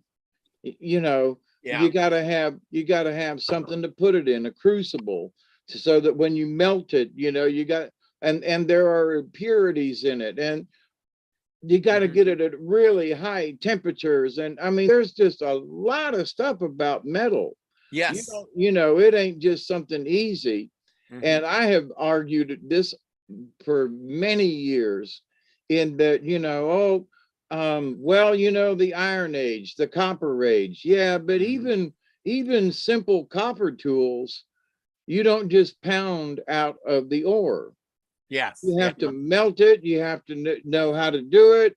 And if you want to make brass, for example, you have to mix it with something else. And what do you and sometimes the ore is on one side of the mountain, and what you need to smelt it with is on the other side of the mountain. How do you know to put the two together? Who taught them how to take this and that? You know, I can see somebody sitting around and, ooh, this rock is sharp, and I can chip on it. And they're, you know, but to take a metal out of the earth, first, do you know what it looks like? And what is it? And what am I going to do with it? Ooh, if I go on the other side of this mountain, I can get this other ore and mix it together. I'm going to put it in the fire, but the fire ain't hot enough. I mean, there is so much stuff that goes into metalworking. Somebody had to teach them. That's all. And and that's the thing too, is so these Inca, they could get gold and melt that and make statues, but they couldn't get iron or copper and make swords or weapons or anything. Come on, really? Well, so you can actually work gold. You can pound it and mold it, and without actually heating it. Oh. You know, I mean, it's sort of like clay. I mean, it is so soft. But the idea, though, that it was easy, you know, because it was so soft. But, you know, iron ore or copper or whatever is really stiff and difficult. And you got to be taught how to work that. I mean, they had to be taught how to work the gold too, but there's a whole lot more into any kind, even copper or brass or bronze. I mean, I can't do it, and I was a machinist for years, you know. So, well, and that's the thing. Brass is a mix of tin and copper, and making a metal alloy where, it's easier just to make the copper, you know what I'm saying? So that's kind of weird. Did you ever try to melt copper? It's not the easiest thing in the world. Even if you just had a chunk of copper, try to melt it and make it into something. It's not something simple. That's right. Yeah. So anyway, enough of that. But people, go out and do your own research. I did a bunch tonight for that, and it raises a lot of questions. We realized this guy came out of nowhere and he had all the information, built a great society without violence. How about that? That takes great knowledge, because look at the Spanish came in. They came in, and what did they do? They resorted to violence and religion to conquer people, and they killed thousands and thousands just to get their point across. So anyway, my stuff is done. It's all up to you. What do you got tonight? Tell me what page we're going to. 473.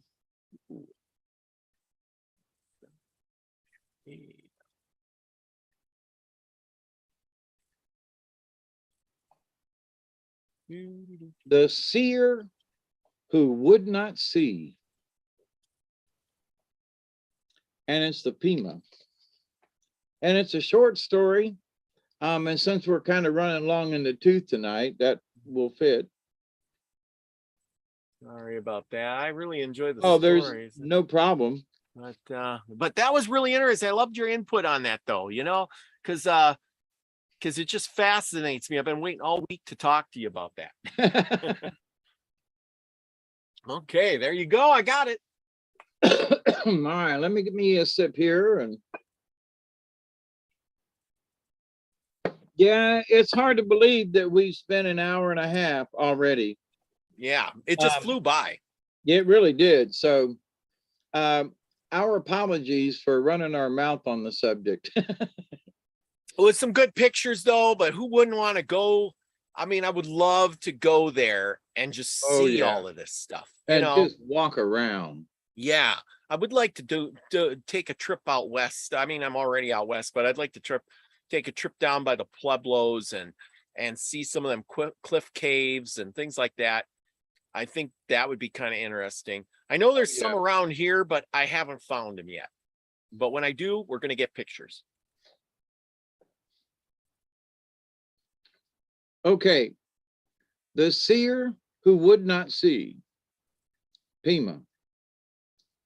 Earthmaker took some clay in his hands, mixed it with his own sweat, and formed it into two figures, a man and a woman. He breathed life into them, and they began to walk around. They lived. They had children. They peopled the land. They built villages. At a time when there were already numbers of people living, Suzuka, Earthmaker's son, dwelled in the valley of the Gila River. Near him lived a famous seer who could foretell the future. One night, while this seer slept, someone came to speak to him, making a great noise at his door. The seer woke up and looked out. Silhouetted against the light of the moon was a big bird standing in the doorway. It was the great eagle who said, "Wake up, stir yourself. You're a seer. You're a healer. Don't you know that a great flood is coming?" "I know nothing about a flood," said the seer, laughing at the eagle. "Go away and let me sleep." The great eagle came 3 times more to warn the seer, who ridiculed and scolded him. "Don't bother me, bird of misfortune. We all know what kind of person you are. You roam the villages in the shape of an old woman, and afterwards some girls and children have disappeared and are never seen again. We don't want you around here." "You'd better believe what I'm telling you," said the great eagle. "This whole valley will be flooded. Everything will be destroyed." "You're a liar," said the seer. "And you're a seer who sees nothing," said the great eagle. The bird flew away, and hardly had he gone when a tremendous thunderclap was heard, the loudest there has ever been. Even children in the womb heard it. It began thundering continuously as great flashes of lightning lit up the sky. When morning came, the sun remained hidden behind dark clouds, and there was only twilight, gray and misty. Then the earth trembled, and there was a great roar of something immense moving. The people saw a sheer green wall advancing towards them, filling the valley from one side to the other. At first, they did not know what it was, and then they realized that it was a wall of green water, destroying everything in its path. It came like a huge beast, a green monster, rushing upon them, foaming, hissing in a cloud of spray. It engulfed the seer's house and carried it away with the seer, who was never seen again. Then the water fell upon the villages, sweeping away homes, people, fields, and trees. The flood swept the valley clean as with a broom. Then it rushed on beyond the valley to wreak havoc elsewhere. When the next day dawned, there was nothing alive except Suzuka, Earth Mother's son, floating on a lump of pine rosin. The waters abated a little, and his strange craft bumped into a mountain above Salt River. He stepped ashore and lived for a while in a cave on that mountain. The cave is still there, and so are some of the tools and weapons that Earthmaker's son used. Now Suzuka was going up to fight the great eagle. He was furious at this bird, who, he thought, had caused the great flood. Suzuka took wood from different kinds of trees and made a ladder. He leaned it against the cliff atop which the great eagle had his home, and the ladder reached into the clouds. Suzuka climbed it, found the great eagle, and fought him. It was a big fight and lasted a long time, for both Suzuka and the great eagle were powerful and had strong magic. But Suzuka was more powerful, his magic more potent, and at last he killed the great eagle. Looking around, Suzuka saw the corpses and bones of all the people the great eagle had abducted and killed. He brought them all back to life, fed them, clothed them, and told them to spread out and repeople the land. Inside Great Eagle's house, he found a woman and her child alive. The eagle had stolen her from a village and taken her for his wife. Suzuka fed and clothed her and the child also, and sent them on their way. The woman was pregnant at the time, and she became the mother and the begetter of the Hohokam people, from whom the Pimas are descended. Retold from various 19th century sources.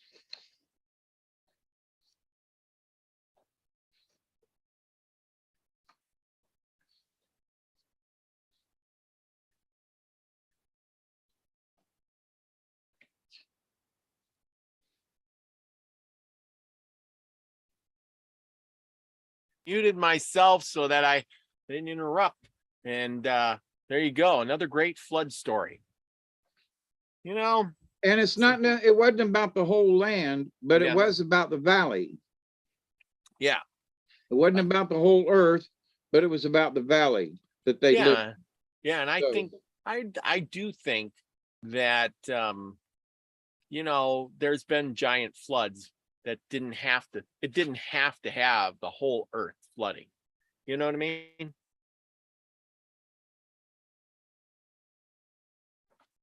Here, I thought I was frozen. But anyway, yeah, I don't think the earth had a whole flood, but I think parts of it could have flooded at times. Don't you? Huh? Your internet connection is unstable. It says you froze up. I froze up, or you froze up on me. It says mine's excellent. Well, we both froze up. Oh, okay. Yeah, I don't believe that the whole earth got flooded either. No. I believe that sections of the earth flooded.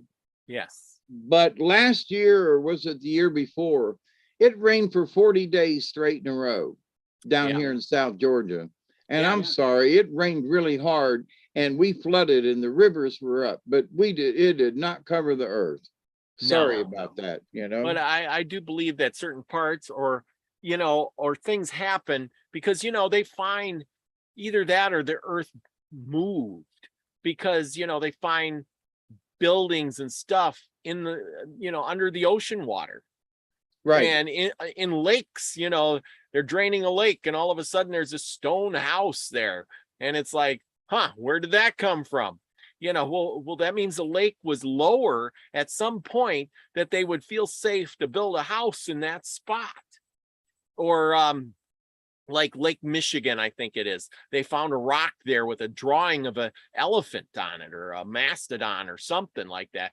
Well, you know, at some point, somebody was that was on land, and somebody was drawing a carving of what they were seeing, you know, thousands of years ago. It just tells you that that lake hasn't been there forever. Right. Or at least at that depth. Yes, at that depth. Maybe it was small and it, you know, there's a lot of things, but I think the world changes. It's like that Machu Picchu or some of these other things like Lake Titicaca. Was that place at a lower elevation at some point in time? And if that was the case, that would made it more livable. You know, then the earth heaved up and now it's at this elevation when it was at this elevation before. You know what I'm saying? Yeah. And you know, and animals, they travel. Like, you know, the other day I was listening and they were saying that you know, people get attacked by sharks. You know, like there was a shark attack on the Mississippi River. Yeah. you know, and in small rivers and things inside the United States, they're like, what was it? The one said Iowa, you know, and they were talking about how people have been attacked by sharks. And I mean, I'm thinking you go swimming in the water in some river and all of a sudden a shark comes up and eats your leg. You go, what the heck? How did a shark get here? Right. Yeah, They move around. They move around. Water rises and then it goes down and then it's trapped for a while. And yes.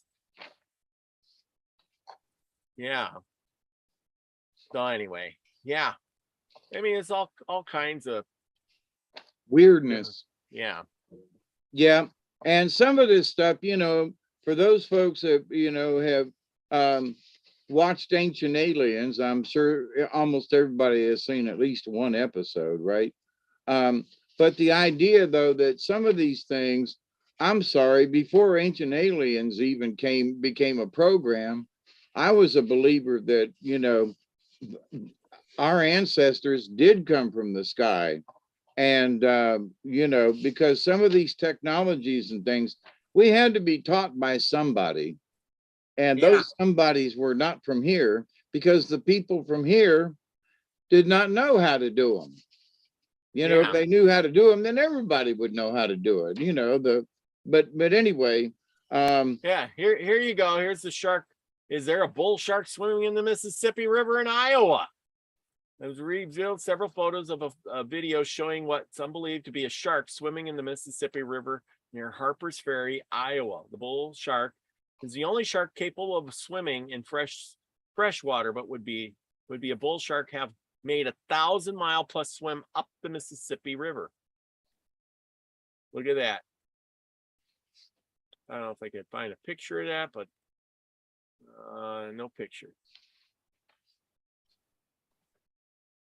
Oh, maybe. There you go. There's a shark in the Mississippi River.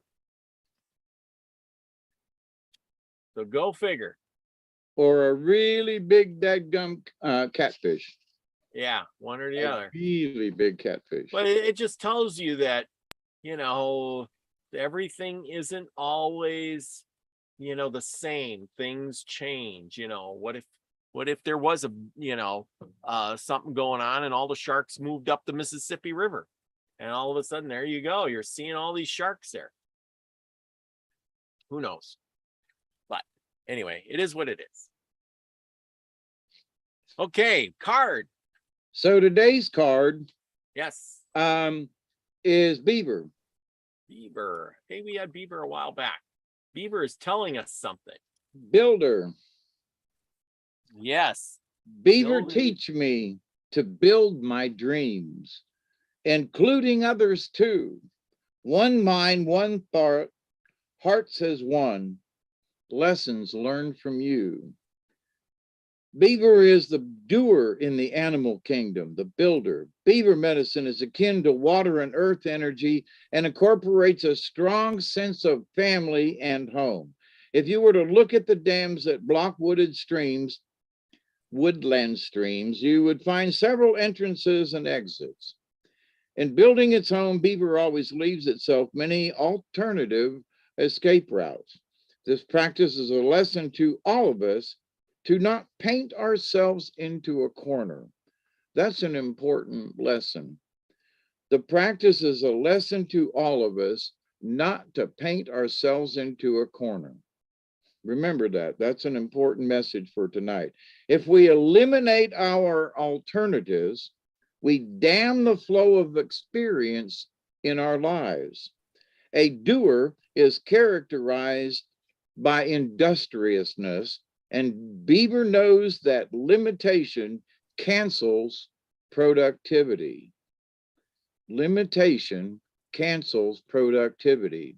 So if you're limited in resources, if you're limited in knowledge, it will cancel productivity. If you don't have enough lumber, you can't build a house. Beaver is armed with very sharp teeth and that are capable of felling whole trees. Imagine that what those teeth could do to the limbs of a predator if they wanted to. From the rear, Beaver is armed with a paddle-like tail that aids in swimming, as well as guarding its behind. To understand beaver medicine, you might take a look at the power of working and attaining a sense of achievement. In building a dream, teamwork is necessary. Even if it's your own work, it's me, myself, and I. To accomplish a goal with others involves working with the group mind. Group mind constitutes harmony of the highest order without individual egos getting in the way.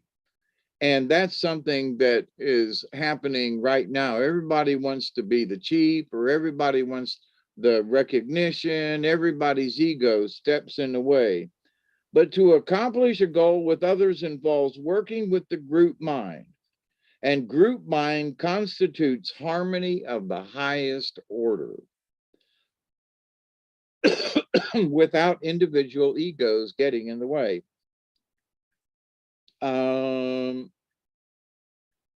Each partner in the project honors the talents and the abilities of others and knows how to complete the piece of the puzzle that belongs to them. In working well with others, a sense of community is achieved and unity ensues. If beaver has appeared in your spread, it may be time to put your ideas into action or to complete some project that has been neglected. The beaver card could also be asking you to settle differences with fellow workers or friends. Beaver tells you to look for alternative solutions to life's challenges and to protect the creations which you put your love and your energy into. Sometimes beaver brings you a warning to watch your back. If this is your message, you will know it by the position in which the card falls. Well, it didn't fall. So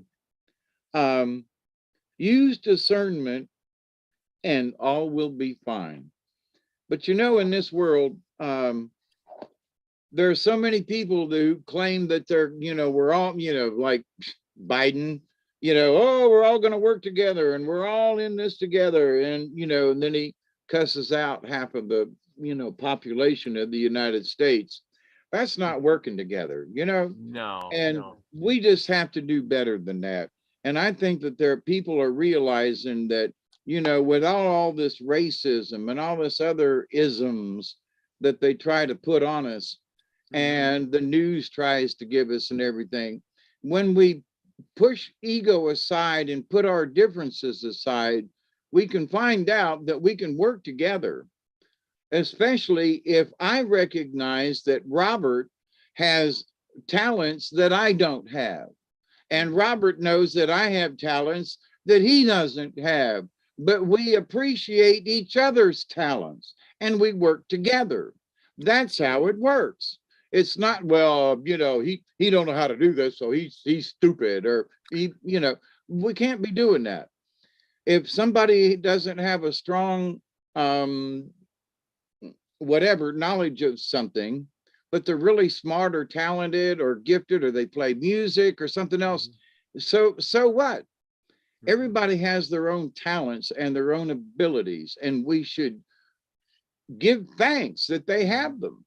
Yeah, because and those people who have talents become teachers to the others. I mean, like I've asked you on how to give me some lessons on to read better, and you have, because you're talented at that reading. And and me, I'm 70 years old and have had a lot of practice, but yes, but you're good at it, and you have that wisdom to pass down. And I'm, you gave me some good hints on reading, and I think I'm doing a little better. Each time I do it, I think about slowing down now. I think about pronunciating my words, maybe taking a breath in the middle, things like that. It's really helped me out. And see, that's one of those things that it's when you get a talent, it's great to have that talent, but if you don't pass it or do anything with that, then what good is it? And to share it as well. It's like, sharing it. At my old age, I want to share a lot of stuff. It's like, look, you can do this too if you practice. you can do this too if you'll slow your speech or whatever. And another thing too, Robert, is that you asked me, there are some people who think they know how to do it, and they're horrible. Yes. I mean, they're just horrible. And you know, and then they won't ask for help, which is a shame. But in your case, and other people that I've known, you know, it's like, hey, can you give me any tips or, you know, hints? I do the same thing. You know, that's how I learned how to do stuff. I asked folks, how did you do that? Or how do you do this? Or, well, how do you pronounce this? Or whatever it is. But, you know, that's working together. But if ego says, no, I already know how to do this, then you'll never learn anything. Yeah. Yeah. If you just walk around and I know, well, look at a young kid, you know, they're always, when they get to be about 12, 15 years old, I know I was there. I thought I knew everything there was to know, you know, and then after a while, I realized I really don't. I was in my 20s and thought I knew everything and learned differently. Yeah. But, you know, after all these years, I'm still learning stuff. I think there's an awakening period. I mean, you know, when you're young, you're learning stuff, and you think, why do I need to know it? Then all of a sudden it comes to, you get enough information, you think, I know everything. And then you get to this point where, you know, you get smart enough to know, maybe in your 20s, you think you know everything, and you're realizing maybe I just don't. You know, there's so many things out there, and you know, and you get in the real world and somebody says, well, you know how to operate that tractor? No, you know, or you say, yeah, and then you crash into something. And then you go, maybe I don't, maybe you should just show me, you know? And then you get to another part where, you know, I've operated tractors and I've done this and I built this and I done that, and I know how to do these things. And then you say, well, now I know how to do things. And then you look around at the world around you and go, I didn't know that. I didn't know that things work this way. And then the next thing you know, you get an awakening about the world around you. It's not all that I thought it was. You know, I think I was in my early 40s when I realized, you know, everything I knew is kind of wrong. You know, I started getting that common sense and saying, hey, things aren't just as, you know, it's just like reading about these Indians here, you know, like this one tonight. You know, I read it. If I read Wikipedia or Britannica or whatever, it's going to tell me that same story over and over and over. He was born in 1200. You know, he had a father. They were nomadic. They did the whole thing, blah, blah, blah. And then all of a sudden I said, you know, it can't be that simple. How did that simple Indian who was a nomadic nobody turn into building these great cities of the Inca, political systems, arts, crafts, weaving material, all that? How did he do that? But then I get this book. Now that explains a lot. He already had the information and he wasn't from here. Yep. Or he, you know, he wasn't, well, I shouldn't say he wasn't a native. You know, so then things start making a lot more sense. It's like, oh, okay. But see, then again, that raises other questions. Well, if he wasn't from there, where was he from? Where did he get that kind of knowledge? Is there more to what we know than what we're told? And I would absolutely say that there is. I mean, you know, for me and for learning about the Charistus group, you know, they have been on this planet, they claim, for the last 17,000 years, and that they have had, you know, different places around this planet where some of their, you know, kinfolk set up shop and lived and so forth.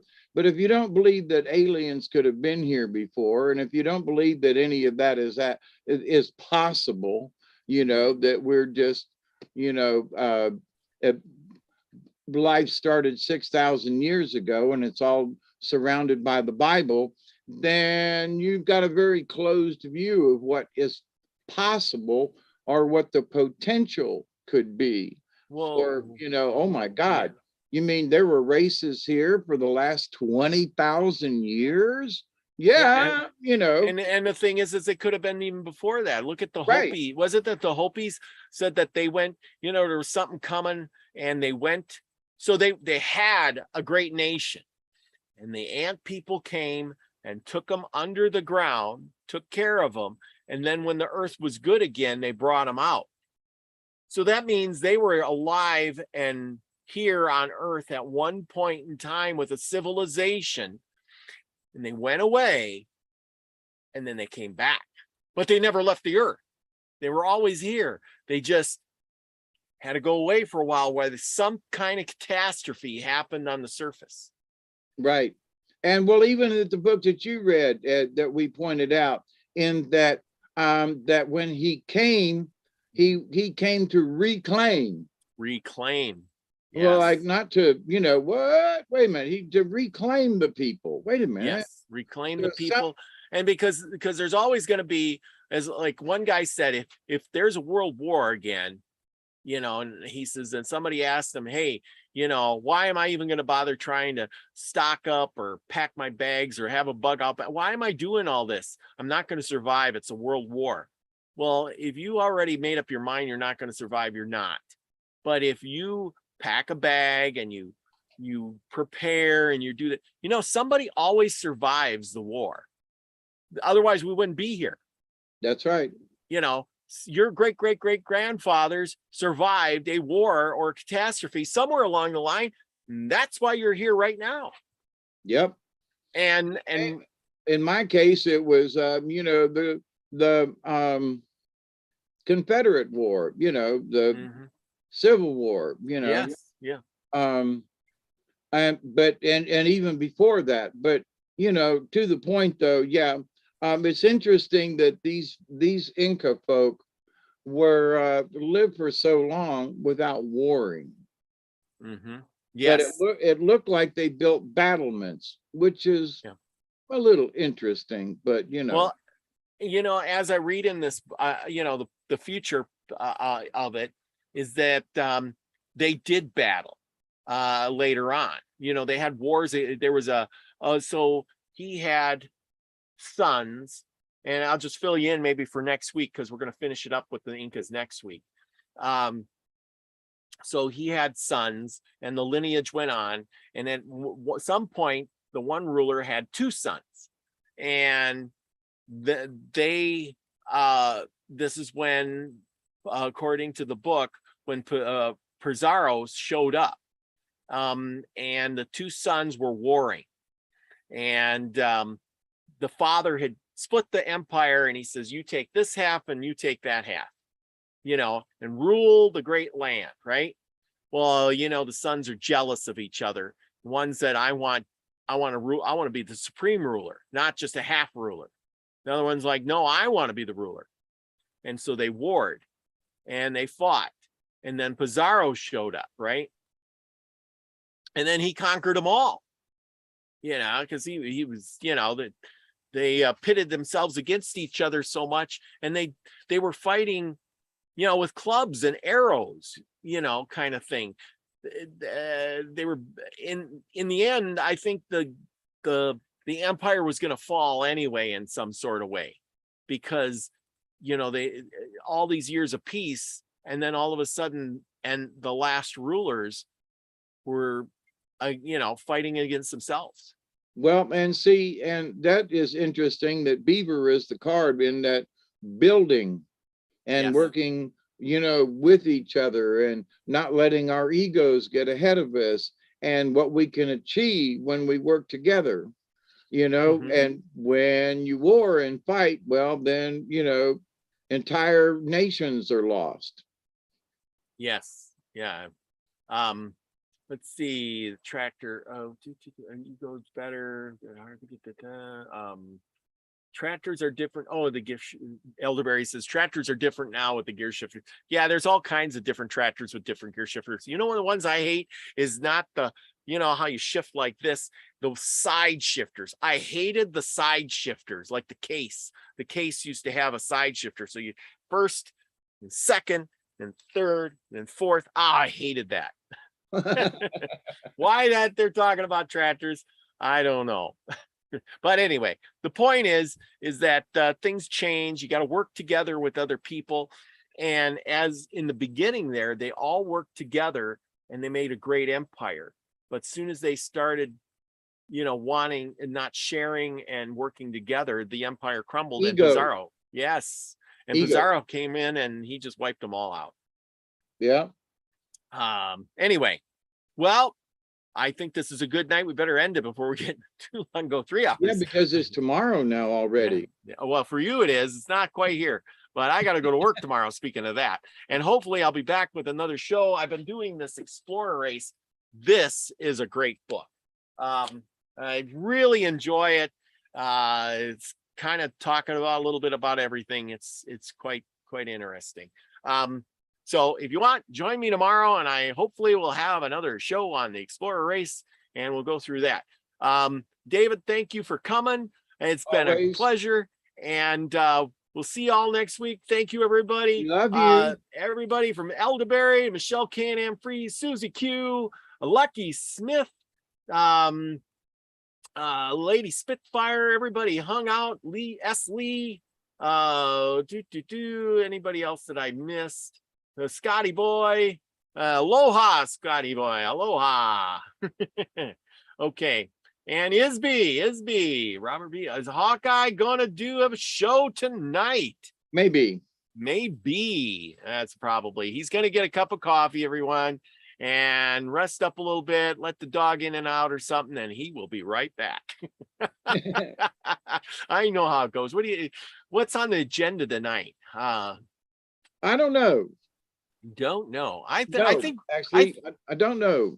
Well, I think you got, I think it has to do something with the beaver and working together and building something, working together, especially during this hurricane thing. People need to work together. It's a good message. And not only that, but there are people who I was in the chat room watching some of the folks down around Tampa. And there are people who are literally just scared out of their wits that have never been through a hurricane.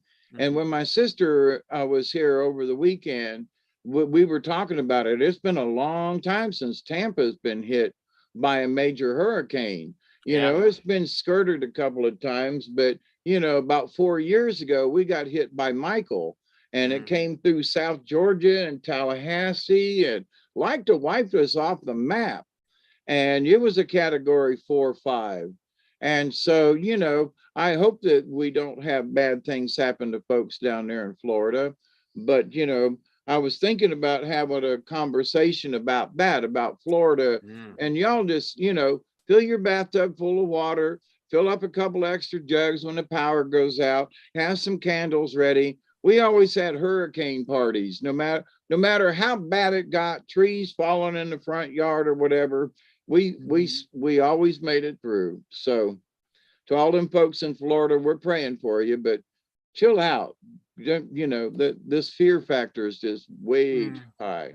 Yeah. Well, just think of it. We are living in modern days and the hurricanes haven't been that bad. Believe it or not, I looked this up in history. There was a hurricane back in the early 1800s or 1700s that killed 6,000 people in a hurricane. Go figure. That must have been a really bad one. Yeah. So consider yourselves lucky. Thank you, Max G, Jargo Smith, Travis the Brick came and joined us too. So anyway, thanks everyone. Thank you.